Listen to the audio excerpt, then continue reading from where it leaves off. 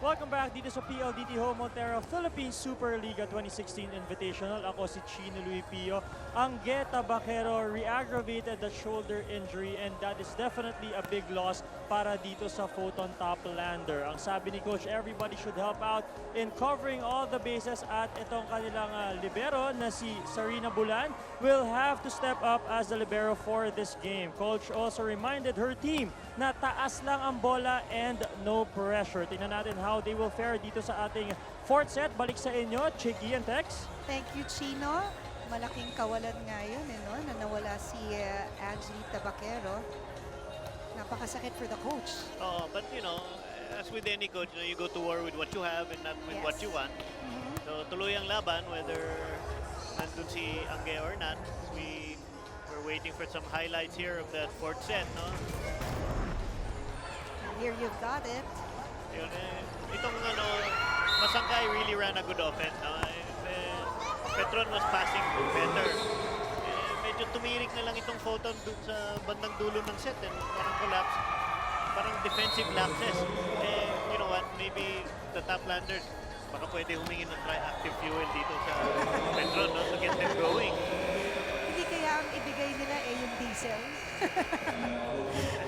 Pero eto nga, no, parang napansin natin yung Toplanders, medyo bumagal nga yung tempo ng game nila.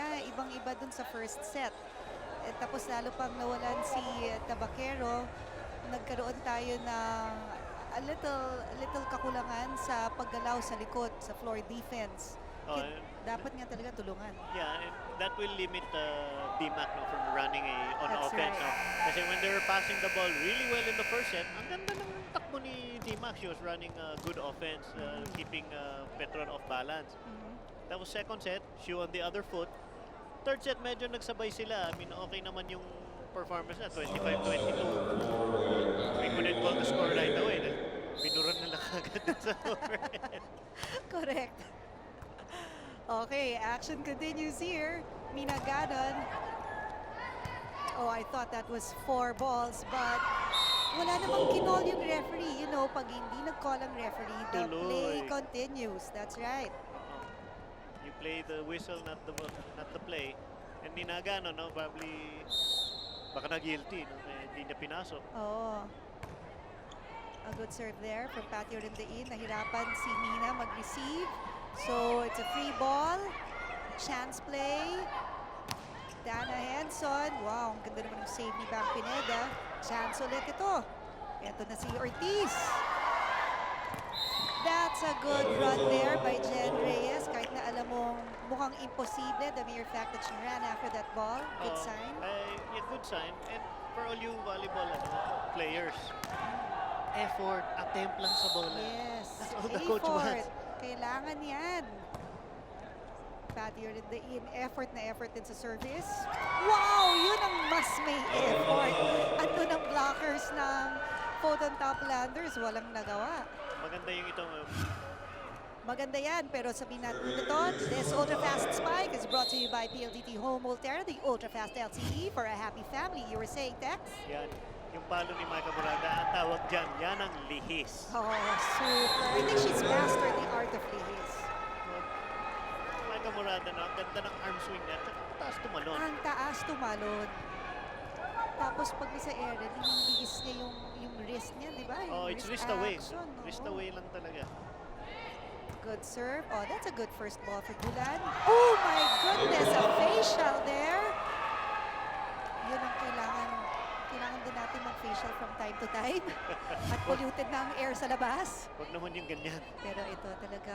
Oo, solid block there. Major. Micah Murada, Mina Yes. Ganon. The Yan. umbrella defense Correct. Umbrella defense. Dawson. Ooh, easy over. Chance play for Petron. They go to Mina Ganon. Andun si Bulan. Ito yung pwesto ni Bulan. She was in the right place. Yeah. Reading the play. Micah again, linihis. Parang mali pa nga yung tama ng kamay niya sa bola, diba? Pero what an angle created by Micah Murada. Yeah. Such a smart player.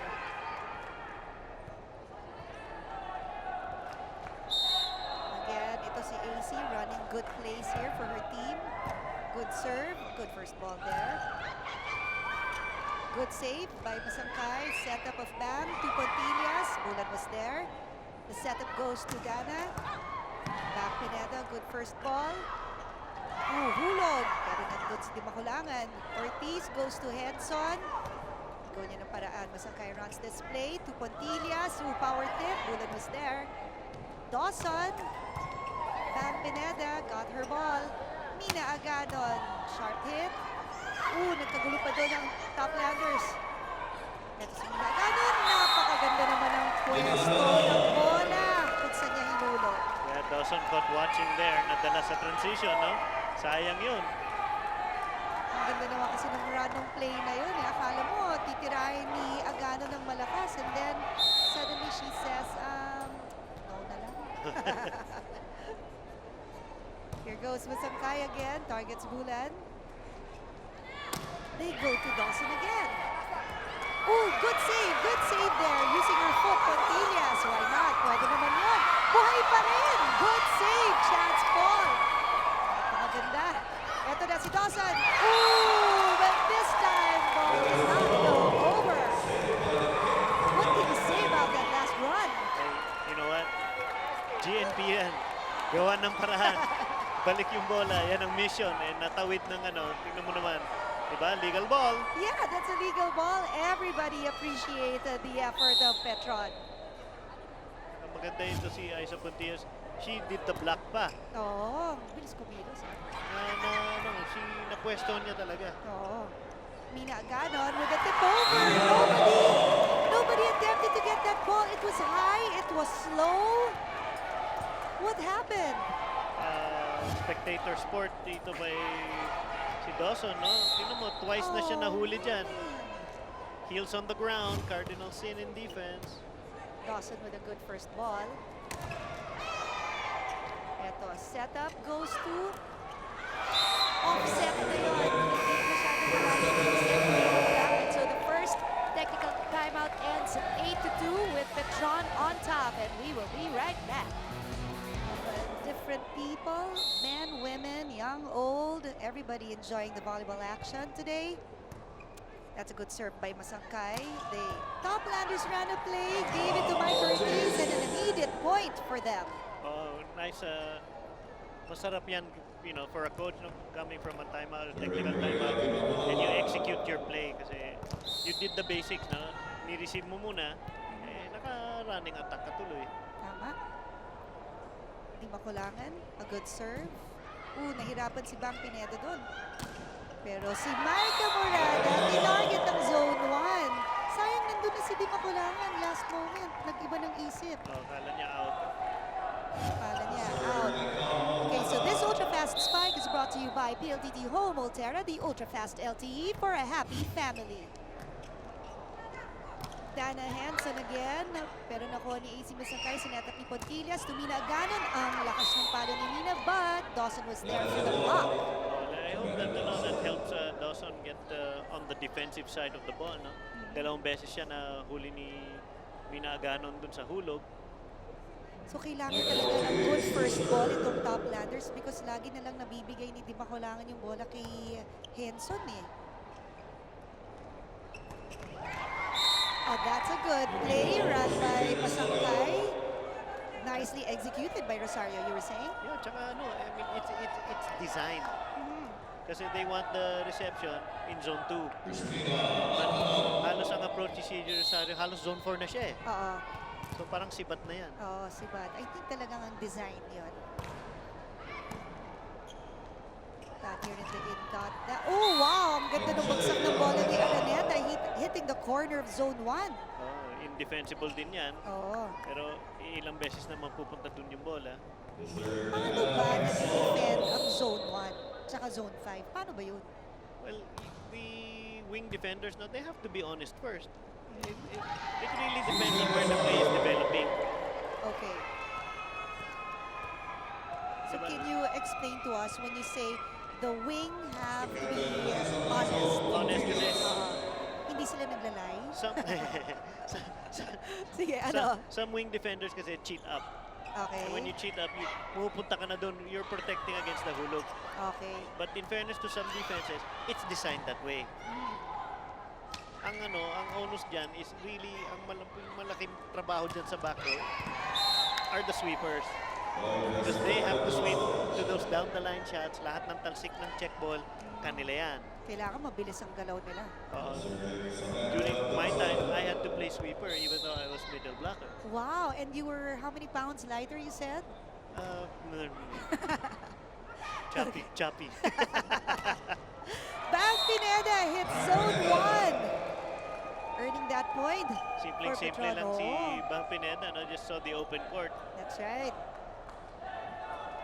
Ito, tingnan natin yan ulit. This ultra-fast spike is brought to you by PLDT Home Ulterra, the ultra-fast LTE for a happy family. Parang ang defense ng Photon Toplander is not, it's more static. Okay, when you say static, that means you don't... Pumipwesto sila, pero it needs to be more kinetic. There needs to be more movement. Okay. If you're going to sweep one, rotate and read, you have to sweep as a team. Oo. Because Yung galaw. as you're moving, you're compressing the court. Right. Ang ganda naman ng movement nitong Petron. Kanina pang muntik-muntikan, pero laging nasisave. And si Aiza Maizo delivers. Ending that long rally. Halos parang dumuklis lang sa kamay ni Maizo yung bola sa tunog. I hate left-hander. Ang lakas ng left hand talaga ni Pontillas. Talented left-hander dito si Aiza Maizo Puntillas. No? Oh. Only good things happen when you hit at peak. And Aiza Maizo Puntillas, for all you left-handed volleyball players who are still learning, panoorin nyo paano mag-contact ito, paano mag-approach, napaka-compact and concise ang approach ni Aiza Puntillas, and she hits the ball always at the top. Yeah. She calculates her movements really well. That's a good 1-2 offense, but nabasa. So si Patty hits that ball, no go. Pontillas with a soft, but nakuha ni Di Makulangan. Henson sets it up for Olindain. Oh, the ball is still in play. Walang tinatawag ang referee. AC goes to Morada. Henson sets it up for Dawson. Kaya lang, easy over. They run a play to Bang Pineda. Bang Pineda hits the blockers. That ball goes high, but nobody attempted to get that high ball. Well, Orendain already called on help, no, for Henson kasi nag-commit si Orendain to cover the short, no, and the sharp angle. Si Henson got caught watching because it already went over Orendain's head. Yeah, So if the defense was moving yes, together, like they're supposed to, yes. then the coverage would all be headed toward there. Kaya Movement talaga. may momentum ka na pupunta doon, madali humabol ng bola. Oo. Let's listen to Coach Villet. Steady ka lang dyan eh. Minus ka. Ha? Para umano tayo, umangat yung bola. Ang lakas mo naman bumulong, Tex. Narinig ka talaga ni Coach Villet. But before that, this ultra-fast spike is brought to you by PLDT Home Ulterra, the ultra-fast LTE for a happy family. Yun din ang sinabi ni Coach Villet. Umurong ka pertaining to Henson.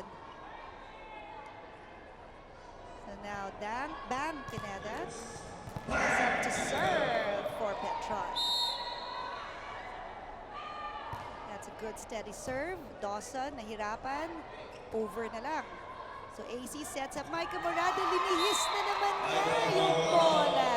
And the thing is, but Micah Morada naglambiti na sa ere. Oo. Ba't mo siya sasabayan? You cannot last with her in the air. This ultra-fast spike is brought to you by PLDT Home Ulterra, the ultra-fast LTE for a happy family. Micah Ortiz goes for that running, pero na-trick siya. Mina Aganon! Oh my goodness, ang ganda naman ng off-speed niya. Zone 6 lang, walang tao. Actually, may tao, pero walang sumubok kumuha dun sa bola. So we are in the second technical timeout. Petron up 16-7.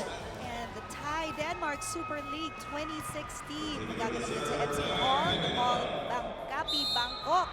March 23, Bangkok Glass versus PSL All-Stars. And ang dami nating labanan doon, and Tex will be there to bring you all the action, right? I'm so Right. excited. Excited. Thank you, TV5, And I for the just can't hide opportunity. it.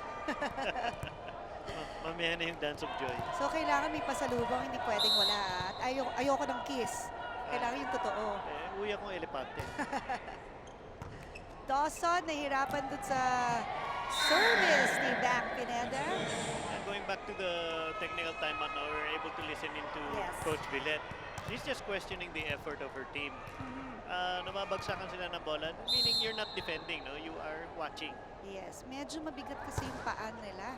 Hindi makagalaw. And again, bang! Delivers a bang!